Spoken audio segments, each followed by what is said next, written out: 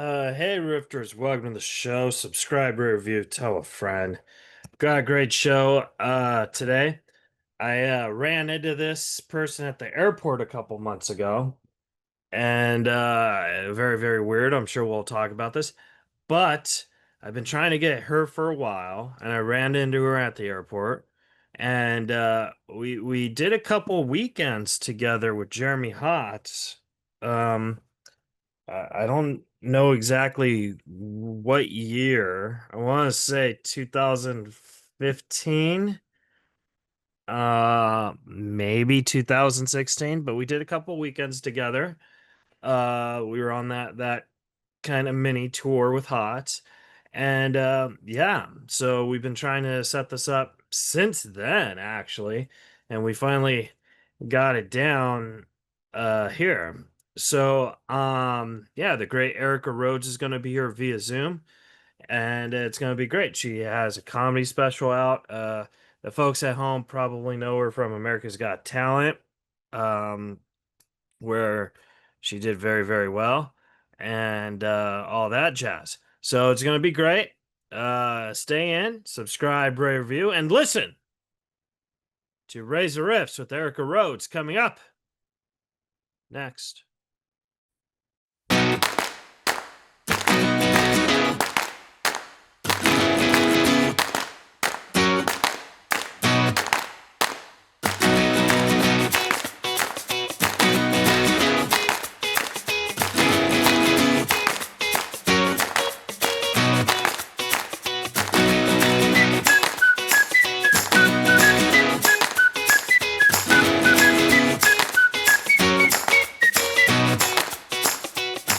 Hey, there she is. We did it. Ah, how are you, Erica Rhodes? Sorry this took so long. Ah, this took 10 years. Sometimes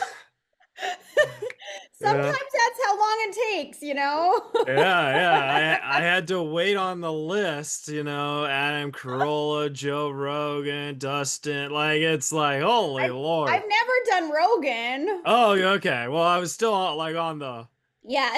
top and on the list.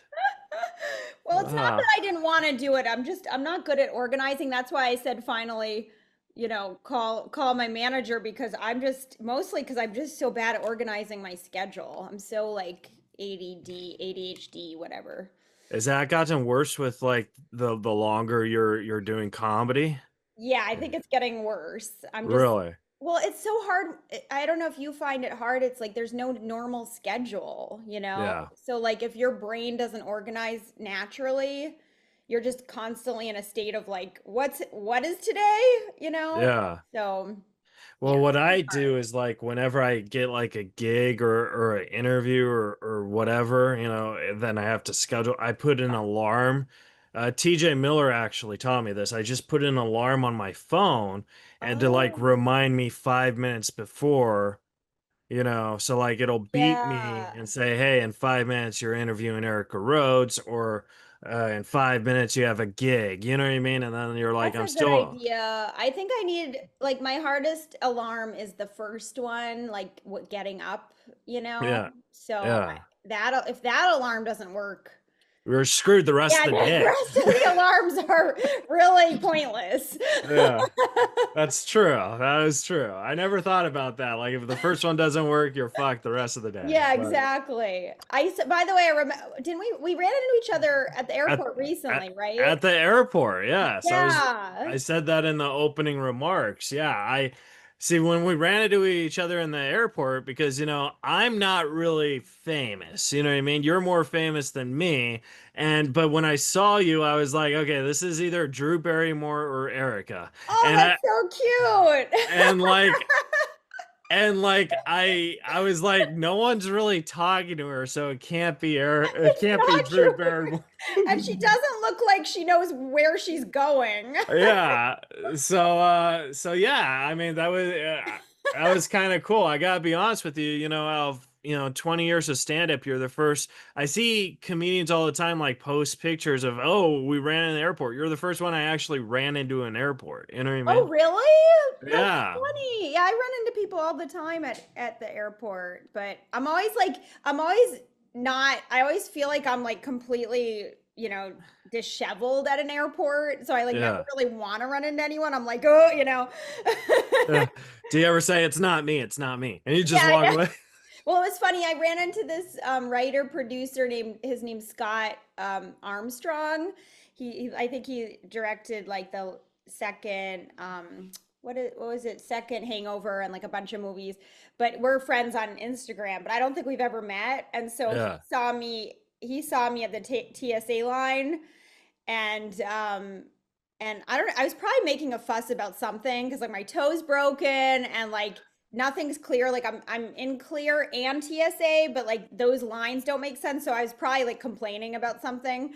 So you And do that every time. yeah, I think I do. Yeah, I do that every time where I'm like, what is this? Why are there two lines? I was probably talking.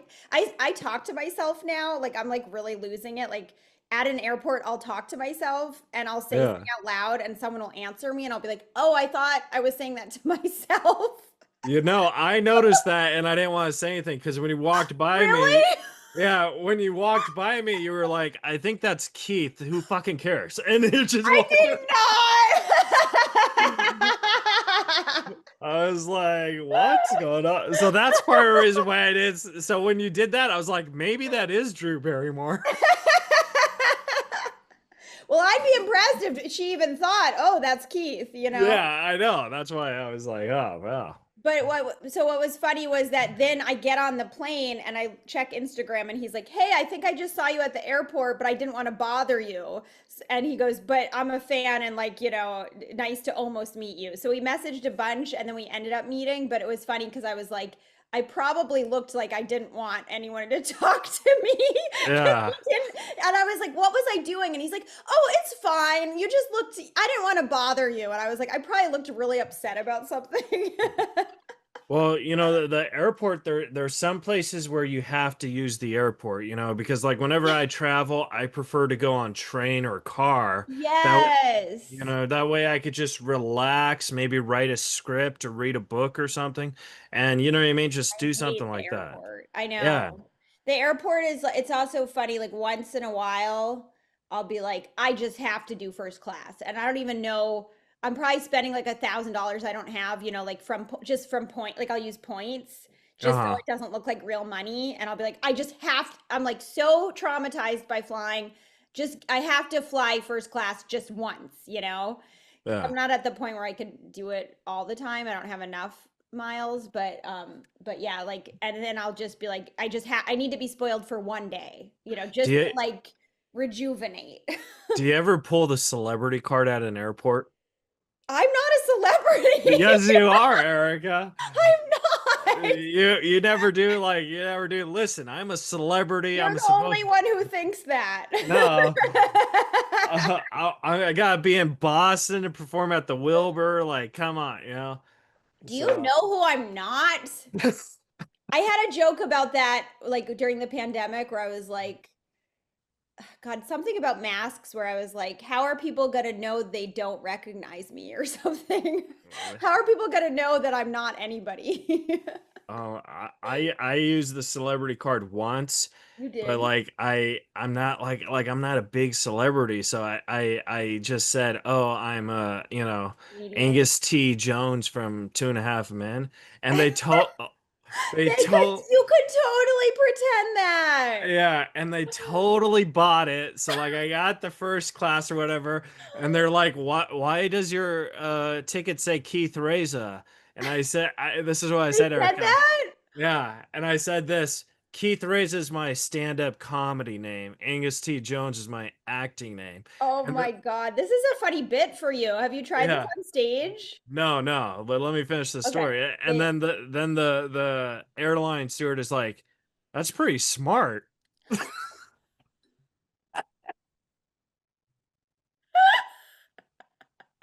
You're like, which part? The part where I'm lying to your face? Or Exactly.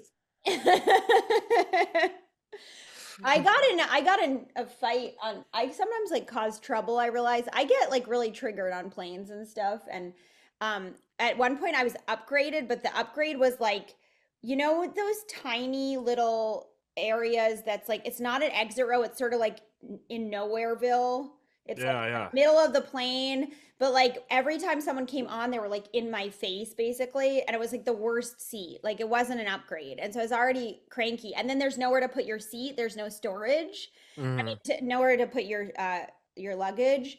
So the flight attendant was like, "Oh, I'll put your bag in first class." And so I was like, "Okay, thanks." But then halfway through the flight, I wanted something for my bag, so I went into first class and I didn't know where she put it. So I'm like Right. opening all the I'm opening all the cupboards or whatever you call them, the overheads, and because I didn't know how to close it, like it kept like bouncing back. So then I Yeah. started slamming it. So now I look like I'm making a scene because I'm Like a like Karen, opening yeah. everything and then I'm slamming it down and I look like I'm like angry because I'm like because I just don't know how to close it. So she comes up to me and so then I finally get it and then I'm like and then we're about to land. She's like, "You need to put that back." And I go, "I'm sorry, I don't know where to put it." So like, you know, and then she comes up to me and she goes, "Just so you know," like another one comes and she goes, "You know, come and get me next time you need help because you were like making a whole scene and that wasn't appropriate." And I was like, "I'm sorry, I didn't know how to close I didn't know where it was, blah blah blah." And so then she goes, "I'm not going to put your bag back in first class because we were doing that because we were helping you, but like you made a scene. And so now I'm going to have to put it in the back." And I was like, "What?" I was like, "But that Oh makes my God. I was like, that makes no sense." Like, and it was a tiny little backpack, and she like, Yeah. so she punishes me by putting it back there. So when we land, I have to like go all the way back there or like wait for them to get off. And I'm like, was that really necessary, to punish me by disrupting everybody, basically? I was like, yeah. So See, anyway. I would have like pulled like a racist joke card or something. I've been like, wait, why is my bag going to the back? Is it black or something? You know what I mean? It's just, Is it just because my backpack's black? Is yeah. you know, but like, I can't believe she was that rude to you. I know, it was so rude. I think it looked like I was making a scene, but I really just didn't know how to. They don't help you anymore. They used to No, I help, think I think since COVID they don't care anymore. No, they don't care at all. The Yeah. opposite of care. It's bad. But Oh, anyway, sorry I went on a flying rant that I didn't mean it to do. was a great rant. You should try it on stage. I will. I do talk about how all they do is collect trash now. All they Yeah. do is go trash, trash, trash. You have any trash? You're like, okay, I take all my trash. Uh, It's so weird because I don't drink, but whenever I'm on planes, like the stewardess always encourages me to drink. You know what I mean?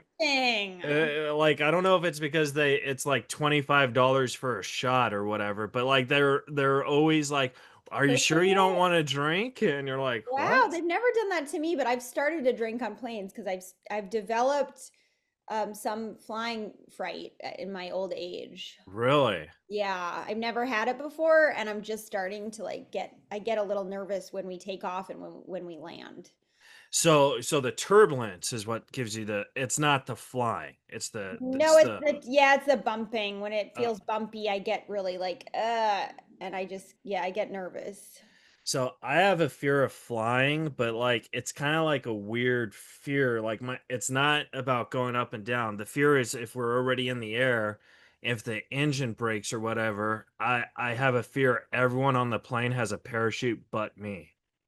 Wow, you think anyone has a parachute? Yeah, like underneath the seats or Oh yeah, whatever. I forgot they had parachutes. I like never pay attention to the safety stuff, so I'd Yeah. be like completely lost. So I always have a fear that I'm sitting in the one seat that doesn't have a parachute. Oh my God, yeah, that's scary. That makes me crazy, right? Yeah, Like no, that would make, yeah, I haven't even thought about the parachute. I just get scared of like, yeah, anything that's like out of control. have you ever like performed at a city and then you see an audience member at your show and at your plane? You know what I mean? Yes, I've Is done that awkward? Anytime it's a small town, that almost always happens, and they're like, "I enjoyed your show last night." You know, you're like, And did you say, did you buy a shirt or? I don't have any shirts yet. I need to get Oh, some merch. you don't have merch? No, I'm an Oh, idiot. That's another thing that I procrastinate. yeah. You should get, we could come up with a good shirt idea for you on this podcast. Like, Yeah, I mean, I think a lot of people are a fan of the John Bonet joke, so I could do some kind of John Bonet shirt. oh, like Although then John. I might get sued by the family. Oh, that's true. But you know what? That actually might be good for you because like good press is good press, right? Bad press is good press. Oh yeah, Any press is there's no bad press. that's what they say, you That's know. what they say. Yeah, except the whole Me Too movement. Everyone uses that. They're like, "Oh, bad press is good." What? Well, it kind of helped a lot of people. It got Andy Dick to trend again. I don't know, Yeah. but no, thank you so much, man. This is it's your. I've always said like because we've done a couple shows together with Jeremy Hotz. I don't remember what year. It Oh might have my been. God, it was forever ago. Jeremy's like one of the first people I ever opened for. Yeah, we were I on love we Jeremy. did like 2 or 3 cities together, and that was really fun, but I haven't talked to Hots probably since then. Same. He's one of these people like we love each other and we're always like we got to get together and then we both have anxiety issues and we Yeah. don't. But I love him. He's so funny. He's the best. Yeah. So he was one of the first people went on the road with, but like when did you start headlining? Like did you bring your own features and stuff or do you just like No, well, I try to, but like not at the I need to figure out how to sell out. Like I sell okay, but I haven't been able to I feel like there's a huge shift when you start to sell out regularly where the clubs are like, okay, we have to like put up the feature, we have to fly the feature and like I'm not quite at that point, so I'll bring features if it's local, but a lot of yeah. times clubs won't put them up or anything. Oh no, yeah. Yeah, it And sucks. you kind of have to make that money on the merch or like, stuff like that, but Yeah, I need to hustle. I've realized I'm not good about business stuff. It's just neither am I. I'm terrible. really, oh, Oh, yeah. God. I'm I like wish I was good at it, but man, I'm not. I'm like so bad at it that I'm too gracious. You know what I mean? Like Same. I did a show where I headlined on Saturday and I just like paid my host money I didn't have. Yeah, I've done that before. I've Yeah. definitely done that. I was like, But here's 200. You did great. But part of me did it because I wanted to like put on an impression like this happens all the time. You know what I mean? yeah, well, you're giving the universe, you're investing in the universe. Yeah. And the worst part is I would probably never hire them again. You know what I Oh mean? my God, don't do that again. Don't do that ever again. Yeah, but I'm like, yeah. But how when you did 'cause you did your hour special before America's Got Talent, right? I've done Or a couple, it's weird. I've done a couple specials, like kind of. I've done two albums two albums. Okay. and then I did that one, I did a dry bar. That's the thing I'm talking about. Oh, Yeah. And that was we're like ages ago. That was probably like yeah. 6 years ago. That was so good though, and like, Oh, thanks. and people don't understand dry bar. Like that's like got to be the toughest type of special to film because they're all Mormons, and like if you say one Yeah. thing weird, you lose them forever. You know what I I mean? know I had some stuff about like sex and depression, like I had like a couple drug hinty jokes and a couple sex hinty jokes. Yeah. And they came up to me after and they were like, that was a little spicy for dry bar. That's what they called my set. They're like, it's a little spicy. Oh my God, yeah. So you Yeah. picked that name just from what they said? It wasn't called spicy. No, no, no. I'm saying I just thought it was funny that they described it as spicy. Oh, I thought you But said spicy that would be a good title. yeah, No, I yeah, called it, I think that one, I don't know, they named it Love You More, but I don't remember naming it myself. yeah. They I named it. I always feel like you should name your own special. You know I what I know, mean? I don't remember them asking me to name it, you know? Yeah. You should put that like be like, listen, I want to do another dry bar, but I want to name it spicy. Or Spicy. It's possible that I did name it. I just don't remember.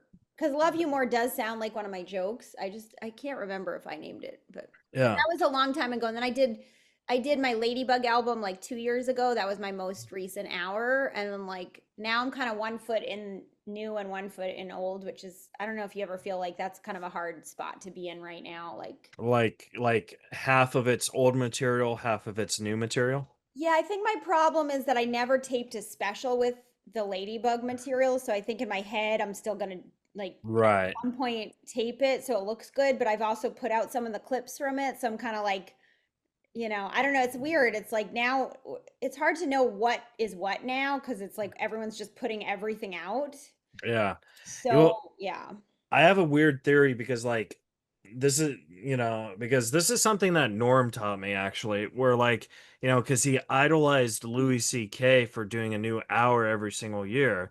But then when you go deep into it, like Louis C.K. is a different breed of comics of like you and I, where if we're lucky, we could probably only perform 4 or 5 times a week, where that guy did it 15, 20 times a week. So of course it's faster to write the jokes and the material like that. Plus he's older and he has more experience. You know what I mean? So I think it's very hard to write a new hour every single year. And I think you're kind of a psychopath if you do that.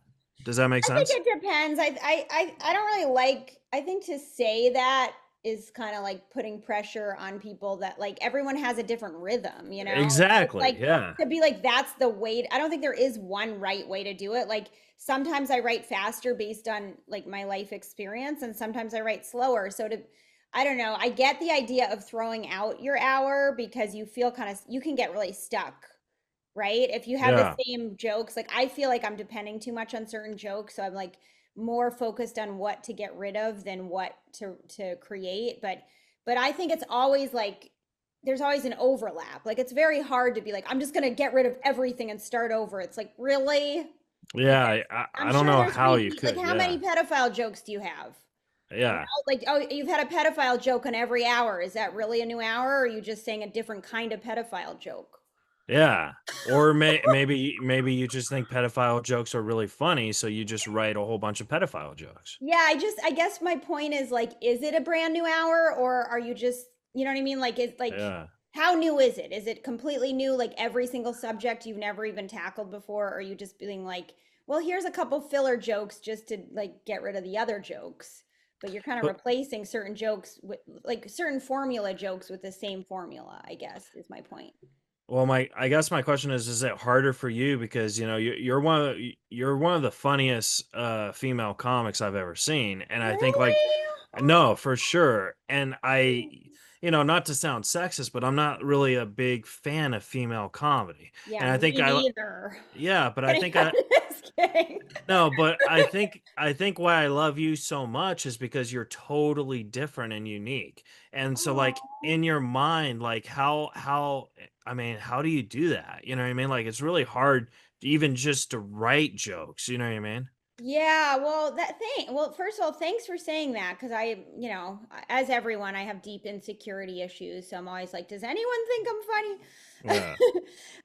But yeah, I don't know. I think one part of it is that I really try to be honest in my act, and I think, maybe that's unique because a lot of comics are just trying to write jokes or clever jokes and they're not so committed to the truth. And I Hmm. just I just had this discussion with my friend who's like starting stand up, and she was like kind of throwing out a joke to me where I was like, I don't feel the truth in it at all. So, like, personally, I wouldn't laugh at it because there's no kernel of truth. I Right. need some kernel of truth. I like surrealism. Like, I love like how Norm wrote because it was like based on truth, but there was like a surreal element to some of his material. But I kind of stand in my truth and like try to be real, Yeah. which I think sometimes is to my detriment, but it probably does make it seem like unique because I'm the only one who could tell the joke. Like I try to think of, if a joke feels like anyone can tell it, I try to get rid of it. Right. No, I get No, that. like I think that's Yeah. a good litmus test to how to write authentically is like, is this something that if someone else told it, it wouldn't be funny? But Yeah. because it's coming from me, it's funny. Yeah, definitely. You know? I I totally get that because, when, most of my act is about being on the spectrum. And so like whenever I have like I like to have like autistic openers, you know what I mean? And Yeah. but so like there people are saying that you're kind of hurting yourself because then it's 90 minutes of pure autism. And I kind of Yes. I kind of disagree because I think it's 90 minutes of showing what autism is capable of doing, because no one on this, it's kind of like, cancer. There's so many different forms of autism, you know what I mean? Right. I think maybe what they're saying is like it's maybe the subject, like people can get tired of a subject, like Yeah. sometimes I feel that way about having, I'll go to clubs and they'll be like, let's have an all female show. Like Erica's gonna love that. And I'm like, like I don't love that. I don't love that. I love having certain women open for me if their subjects aren't similar. But if the subject's the same, like, oh, if they're also single, if they're also struggling with their love life, if they also have like depression, like if it's all the same, it Yeah. just nothing stands out. And then it's harder for the head. You're just making it a little harder for yourself, I think, Uh, because you're yeah. making yourself a little less unique. Yeah, definitely. And if you want to stand out, you want to be the one to talk about it rather than, but what I think would be interesting is if you had openers who happen to be autistic but like their whole act wasn't about that. Yeah, yeah. Because then it's like you're supporting them and you're supporting like the cause and you're like supporting people that you believe in, but the whole night isn't about autism. and Yeah, and then you can yeah, stand out. So like, you could have them be like, you could hire people who would maybe make it part of their act but not their whole act. yeah. I mean, that's why I'm trying to get Tom Arnold to open for me, He's because autistic. oh no, yeah, he has Is he? Asperger's as yeah, he Oh, I has didn't know Asperger's. that. I didn't know that. Okay, I Yeah, was joking. I was joking because why would he open for me and when it's vice versa? You know what I mean? Like he's a That's funny. star, I'm not. You are a star. You are, what's his name? I don't even remember his name. The kid from, Oh, Angus T. Jones. you're Yeah. Angus T. Jones. But Um. Keith, you've been doing this podcast for many years, like since I met you. Oh yeah. You've I had so many amazing guests. So like, you've accomplished quite a bit. That's hard. I tried doing a podcast for 5 seconds and I was like, I can't do this. Well, you know what it is like, because in a form this is comedy, but like the podcast that I think has really made me a better comedian because uh I don't see social cues. So like when I talk and I get to know who people are, like even though I know you, this is the longest we've actually talked. You know what I Yeah, mean? that's true. So Yeah, like now our friendship is going to be way stronger, you know what I mean? Even though I felt that we did have a strong friendship before. that's Does that make sense? true. Yeah, no, it Yeah. does. I remember, I have a very vivid memory, and tell me if I'm wrong, but we did like was it a charity show or we did some kind of, what was that private show we did? And I remember talking to you that longer at that. Was it for Fullerton Cares? Maybe it was a very Yeah. random show. I feel like Joel McHale was like hosting it, maybe. Yeah, yeah, it was for the autism Oh, show. it was for the autism show. Yeah. Okay, because I I don't know if it remember. was, I think it was Tom Green. I don't know if it was Joel McHale. Oh, I don't remember Tom Green being there. Yeah. Maybe it It was a definitely different wasn't Joel show. McHale. Huh. Anyway, Um, I feel like we did some private show where we talked a little longer. yeah. And and then like, we've done some shows with Hots. That's kind of where like I felt like our friendship kind of started. You know what I mean? I don't remember Yeah. if we did that private show before Hots or whatever, but Yeah, now the timeline is all jumbled. That's like somebody asked me on a podcast the other day. He was like, "What is your favorite moment in comedy?" Like he said something. I was like, "Huh?" It's like that's such an odd question I too. basically said I'm not going to answer that. Yeah. I go, That it's too vague of a question because like all of like first of all, it's like half my life at this point. right. It's like too much to cover.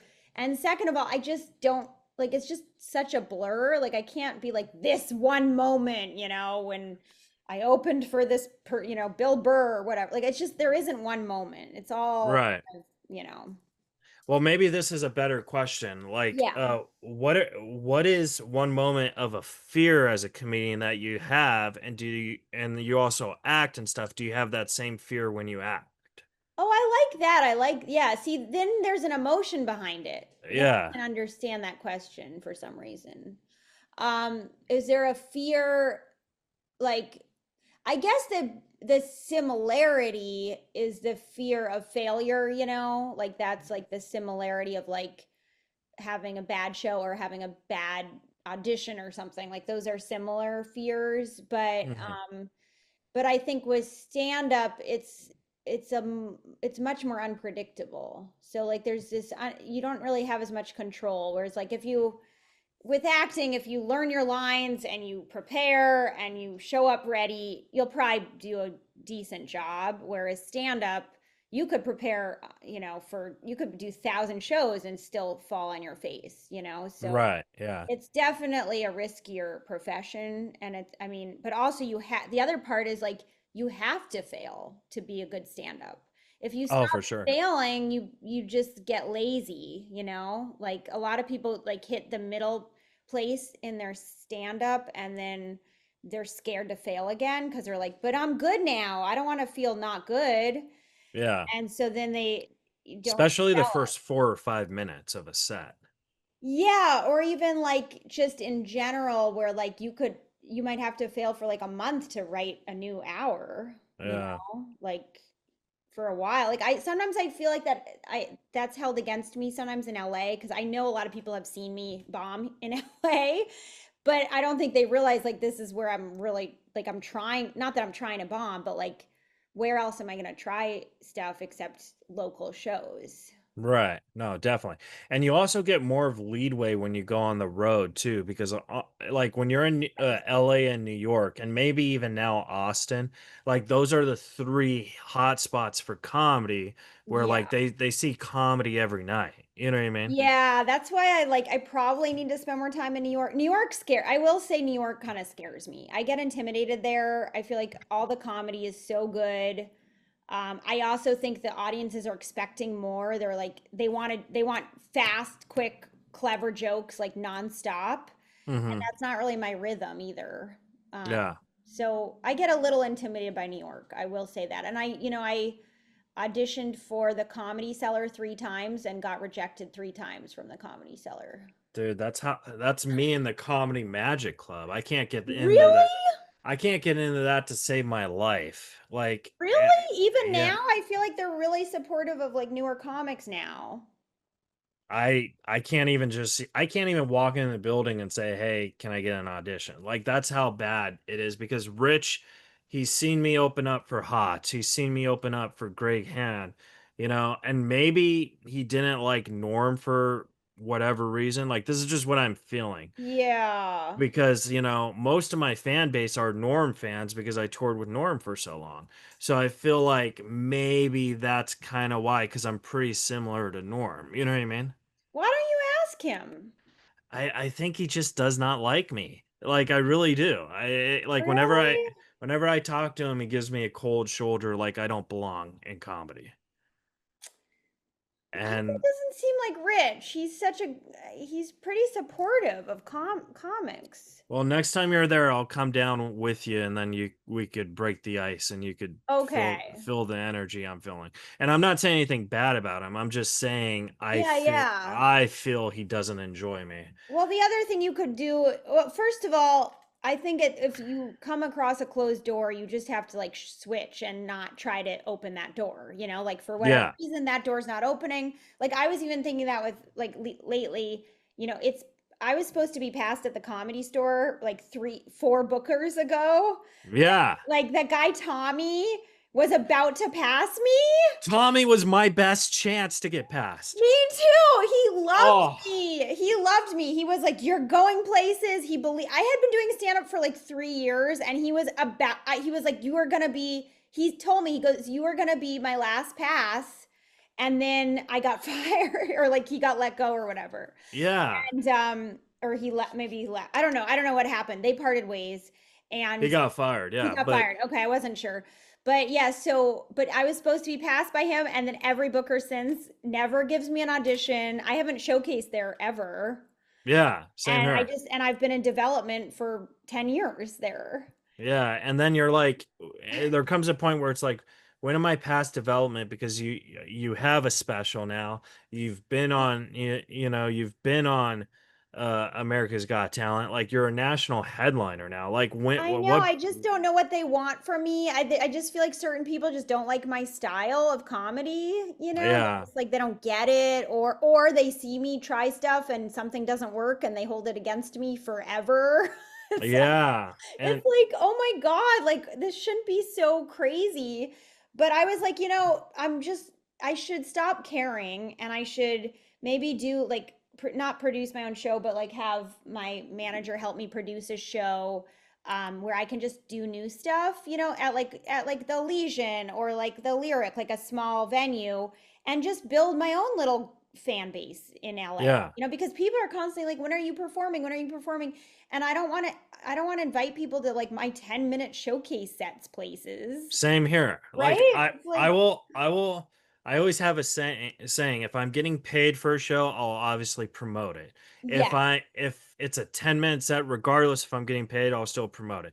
But if I'm just doing a set like that, I'll promote it the day of. I'll give you that courtesy, but I'm not gonna go overboard. Like Yeah. I'm on a show in Flappers in December, and I was Yeah. like, I'll promote it today since it was announced, and I'll promote the day of. But other than that, that's the best you're getting from me. Yeah, I think that's fair. I'll post whatever in my stories. I don't care, but like yeah, I'm not going to post like on my main page unless I'm like either headlining or getting paid a lot. Some bucks, yeah, Yeah. yeah, some Yeah. big bucks. I wanted to ask you, like, when you're writing jokes, how is your mind process on that? For example, I tend to write punchlines first, then I go to setups, and I just think that's kind of easier for me because I know punchlines are funnier and setups I have a hard time with. Like, do you go setups first, then punchlines, or like what spider web do you go on that? Oh, yeah, interesting. That's interesting you do the punchline first. I think like Chappelle has talked about doing that. Yeah, No, I think I usually do setup or premise. Like I think of a premise and yeah, I try to talk my way into the punchline. I feel like some of my best jokes, I don't really know how I got there, but I probably tried a bunch of punchlines first. Like I know like my John Bonet joke, I had like five different punchlines that I tried before the one that I came up with. So I yeah. kind of like I really worked hard on that joke. It's just a short joke, but like I had like so many versions. So I'll play around with different punchlines until like the perfect one comes, or I will just try to talk my way into a punchline. Yeah. Yeah. This might be totally random, but I think like this might make you laugh. Yeah. So I do this bit called jokes at funeral, especially when I'm bombing really hard, and I talk about telling jokes at a funeral, and like I go through like maybe 5 or 10 examples of funerals and how these people died, usually by suicide, and they leave a note and stuff. And I was doing this bit one time, and I'm on the fourth one, and then this guy screams out, he's like, "Were you Erica Rhodes' roommate?" And I didn't know what that meant. And then I did more research, and you've had so many people, around you where you live just commit suicide. And then Yeah, like oh my God, that's so random that they knew that. it was so random, and at the moment I didn't get it, but then after I did the research, I was like, that was the funniest heckler I've ever had. That's so random. Wow, Yeah. that's someone that really knows me because yeah, well, also it's funny, I have a new joke just so you know I didn't steal your premise. I have Right. a new joke about suicide notes. Um Oh yeah. Okay. yeah, but it's about how I understand, not to give it away, but the joke is that I understand suicide, but I don't understand suicide after writing a suicide note. Because because if I wrote a suicide note, I'd be like, I got something done today, Right. like I accomplished something, like really proud of myself. But then I go into like how difficult it is for someone with ADHD to write a suicide note, like I talk about that. But anyway, that's a side note. Just I wanted to tell you in case you're like, wait, I have a suicide note joke I just told Erica. No, I mean it's I'm not sure the it's same. different. Yeah, Yeah, yeah. it's not, it might cross similar patterns, but it's not like one of my jokes is a guy shot himself and he left a note and the note said, "Hey, you guys got to try this." Something, something like, That's or funny. you That's know, funny. and then, or like a guy hung himself, his note said, "I lost a hangman." You know? So like just Like stuff like, funny suicide notes. Yeah, that's a yeah. good premise. That's very good. And I always think that like I think suicide's very sad, you know what I mean? Yes. Don't get me wrong. Yeah. But I think it's fascinating that they take the time to write a note and in their mindset they don't realize what they're saying. You know, Yes. Yeah. Yeah, yeah. that's funny. Yeah. Yeah. Yeah, no, I like that premise. Yeah. And it's funny because like, yeah, I've heard a lot of suicide jokes, but I haven't heard a lot of suicide note jokes. Yeah. It's kind of like a Yeah. different angle. But oh yeah, so the But point is, yeah, I was thinking about incorporating um jokes about my various apartments because I've had the weirdest living situations. Like the entire time I've been in LA, there's always something weird with yeah. every apartment. But two apartments there was a suicide. Oh my gosh. Actually, sorry, there was a joint suicide in one, and then there was um yeah, no, there was a suicide in the other. He shot himself in the head. Yeah. Yeah. Yeah. Yeah, yeah, Yeah. terrible. Joint suicides, man. That's got to be the That worst was rough. Yeah. because like what if only one of them survived? I know.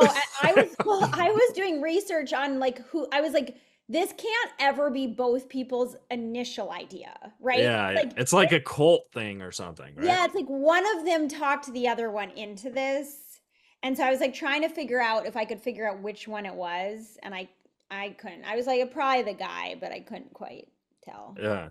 I was in a sketch where like I, I don't remember what it was called, but Dante was in it and basically your premise was we're both going to commit suicide, but I'm the only one doing it and he kind of backs out when we're doing it. You know what I mean? Uh-huh. So it wasn't really that great. But what I'm saying Yeah. is like it's a funny premise type of thing. Yeah, So, the joint. Yeah. Yeah. yeah. No, there's something there. Well, Erica, I want to respect your time, but I have three more quick questions. Can Yeah, of I course. ask these questions? All Yeah. right. I wanted to ask you, when you look back to your comedy now, to your comedy when you first started, and you see the changes and the strengths you have, and then in like 10 years from now, you'll obviously grow stronger and stuff. Do you think you're going to see those same strengths and changes that you have, or do you think they're going to be totally different strengths that you didn't realize you didn't have? Oh, interesting. Yeah, I think that they always surprise you, because it's always evolving. So, yeah, I think that's a good question. Like, do you not know what you don't have? Like, Yeah. do you know what is lacking? Sometimes I do and sometimes I don't. I think we all have blind spots where it's like you don't see it until you have it, where you're like, oh, like, the first 5 to 10 years, I like had trouble adjusting to different audiences, and now I can adjust much faster. Or I'll see other comics do that where I'm like, oh, they can change material up in the middle of the set, and I couldn't do that for like the first 10 years. Oh, Like, yeah, this that's is like the my set. hardest skill, yeah. Yeah. So, and then like, I think getting out of bad sets is something I didn't realize I could do. Like I can do that now, I think, where if it's tanking, I can figure out how to switch something. Yeah. Like I can change something faster. I can be like, "Oh, something needs to shift." Um but I think like as far as like will I have different I hope that I won't even know. I hope I won't even recognize myself in 10 years. That would be cool to be like, wow, I was really bad. Yeah. But see, like, you're really good now. So like Oh, what thanks. I think what you're trying to say is in 10 years from now, you think, okay, I was just bad now and now I'm real, you know what I mean? Well, actually, the opposites can also happen because, like, I noticed in the first 10 years, I had, like, you know, slight delusion, where it's like that can help you with your confidence. Like, I look at my Sad Lemon album and I didn't know anything, and I'm like, that was not that bad, Yeah. and I had only been doing stand up for like 5 years, but I think I had the delusion of confidence, like I can do this. And then you kind of get pummeled and then you get humbled, 10, like 15 years in, you're like, I don't know anything. And then I think 20 years in, you're like, now I know stuff. Yeah. So maybe it just kind of goes in waves where you're like, I think I figured it out. And then, immediately after, you're like, never mind. I know nothing. Well, you're also at the point now, like I said, you're touring, you're doing weekends and stuff. Yeah. And I think a lot of comics when they start in this business, they don't realize it's also a business where it's not just about being funny.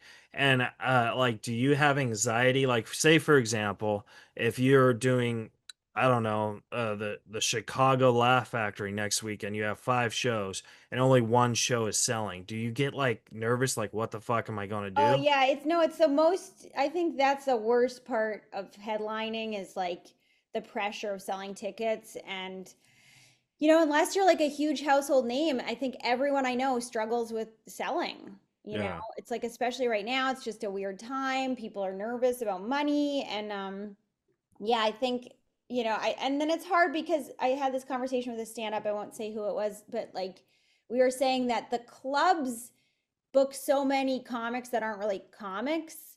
So they're not really protecting the brand of comedy, Yeah. They're kind of just like, well, whatever you are paying for, you get. But the problem with that is they're not thinking long term. So someone goes to this show and they find out that the guy doesn't know how to do comedy and then he doesn't want to come back. And then, like, that's affecting your brand. So, like, clubs aren't really thinking, they're not thinking long term anymore. They used to think long term. They used to be like, I'm going to develop a comic because it's good for us, Right. because they're funny and I know they're going to keep getting funnier. And now it's just like, who's selling tickets right now? And that's all they care about. So it's like, that's the problem right now. I think that needs to be sort of adjusted, which I think is going to happen over time, because I think even clubs are starting to realize, like, we got to invest a little in like real comics Right. who, Yeah. who are funny. I mean, no, yeah, for sure. I mean, I'll say the name if you want me to, but I booked this comedian who's actually a really great comedian. Yeah. And at the Mamba, which I run, you should do the Mamba, you would love it. Yeah. So it's a 120 seater, you know what I mean? He sold out all these shows, so we did 6, 8, and 10. And what he did was he sold tickets on his own site, and each show he sold like 100 more tickets.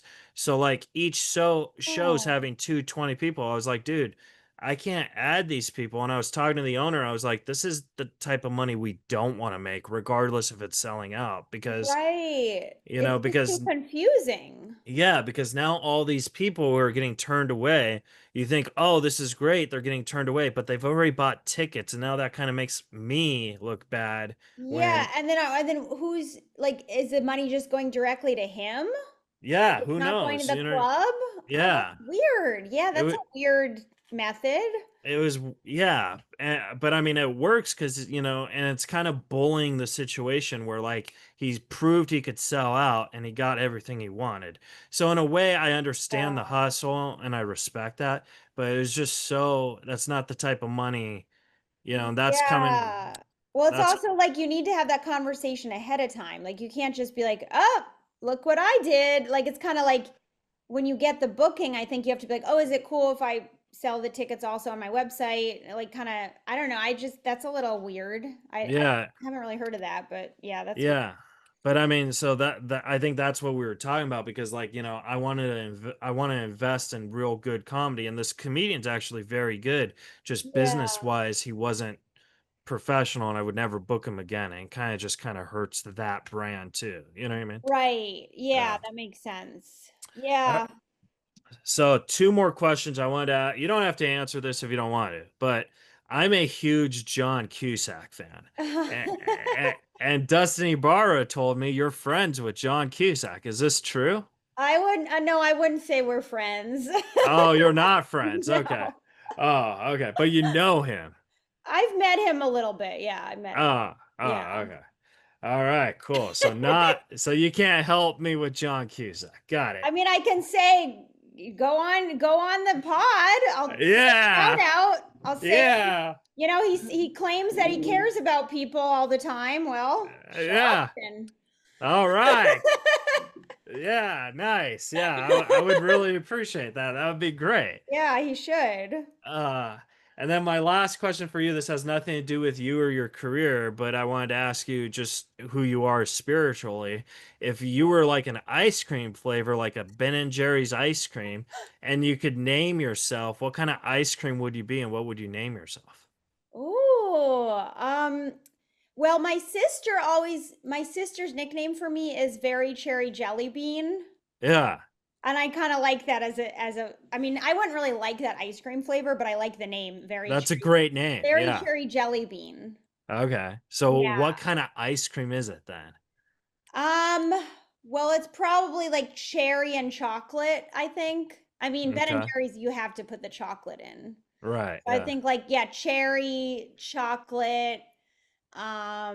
What else I don't really like caramel, so I'm not going to add caramel to it. What about like little Rice Krispie chunks? Oh yeah, or like little, I mean, I guess it could have little jelly beans in it. It's Yeah, cherry yeah. jelly bean. It could have little jelly beans. That'd Little be great. like cherry, chocolate, and jelly beans. But Yeah. that sounds gross. I would not eat that. But that's a perfect name for a shirt, right? Yeah, very cherry jelly bean would be good.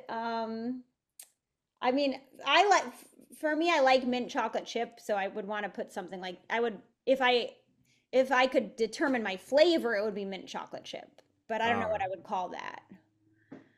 Just do the exact, but say the mint version. Very mint chocolate chip. Yeah, Minty Miss Minty chocolate chip. yeah, I that'd be like that, great. Miss Minty. Well, Erica, where can the folks at home follow and support you? They can go on ericarhodescomedy.com on my website for dates, but then they can also go on my Punch Up. I think I like started a Punch Up Live site too, and they can sign up for my mailing list there. What's a punch up? Do I need to get on Punch Up, this? yeah, you should Punch Up Live. They just like it's an easy way to put all your dates up. So I Oh, okay. just joined that. I think yeah, punchuplive.com. Cool. And then there's like you can fill out your email, so I'm starting to try to collect more emails too. Cool. Well, Erica, I'm glad we finally got this done. This was a blast, and Yeah. like I said, I have nothing but love and respect for you, Oh, and likewise. thank you so much. And I hope to run into you at the airport more, and I'll be like, "That's Erica Rhodes, not Drew Barrymore." Yeah, when are you going to be in LA? Let me know when you're in LA. Oh yeah, I mean, I'm not doing anything right now, so I'm in LA right now. Oh, do you So live? I thought you lived a little outside of LA. yeah, I live in Huntington Beach, but I could always come to LA. Oh, okay, awesome. Yeah, Yeah. it's not a problem. But yeah, let's get you at the Mamba. We'll talk after this and all that stuff. Okay, Uh, perfect. Thanks all for right, having me. of course. All right, Rifters, subscribe, rate, review, tell a friend, and we'll see you guys next week on Reza Rex.